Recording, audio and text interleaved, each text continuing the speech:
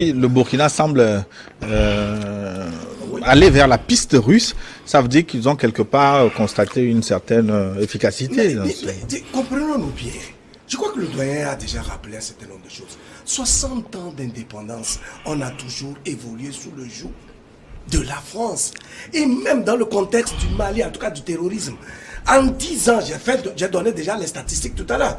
Et puis, en 2 ans, avec ceux-là qu'on dit, oui, c'est des putschistes, etc., ils viennent, ils nouent de nouveaux partenariats et ils ont des résultats concrets sur le terrain. Écoutez, c'est Wagner qui équipe donc l'armée malienne avec toutes les avions, les hélicoptères, tous les équipements, tout ce qu'on est en train de voir sur le terrain.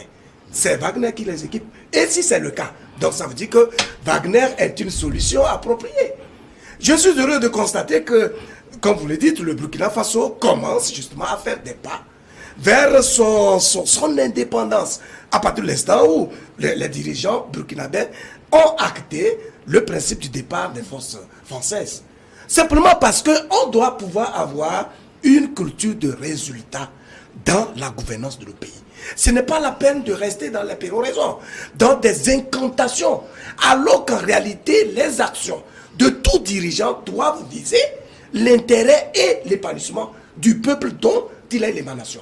Mais si, pendant tout ce temps-là, l'action de la France n'a pas permis d'avoir des résultats probants, et qu'on constate que précisément, juste parce que là, il y a une nouvelle collaboration avec un nouveau partenaire, comme la Russie, permet d'avoir des résultats. Pourquoi voulez-vous donc qu'on se confine, qu'on reste dans cette position rigide de dépendance vis-à-vis de la France, alors qu'elle devient en réalité un vrai problème, c'est-à-dire quelle est la cause de toutes les difficultés. Oui, mais une question rapide, pourquoi pendant toutes ces années, la France n'a pas pu armer l'armée malienne d'hélicoptères, d'avions? Vous avez bien suivi. Au contraire, comprenez tout simplement qu'un pays prédateur, un pays impérialiste n'a aucun intérêt à ce que le pays dans lequel il pille autant de ressources s'épanouisse, ait des moyens de sa défense.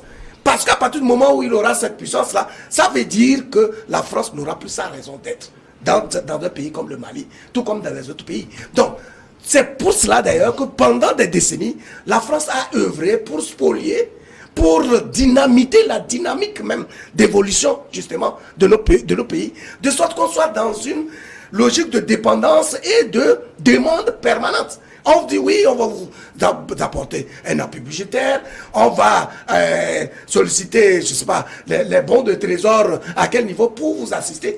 Et donc, nous avons tendance à penser que oui, l'aide extérieure, c'est ce qui doit déterminer notre développement. Or, aujourd'hui, le Mali est en train de nous prouver que, mais en réalité, la première richesse de tout État, d'abord, ce sont ses ressources humaines.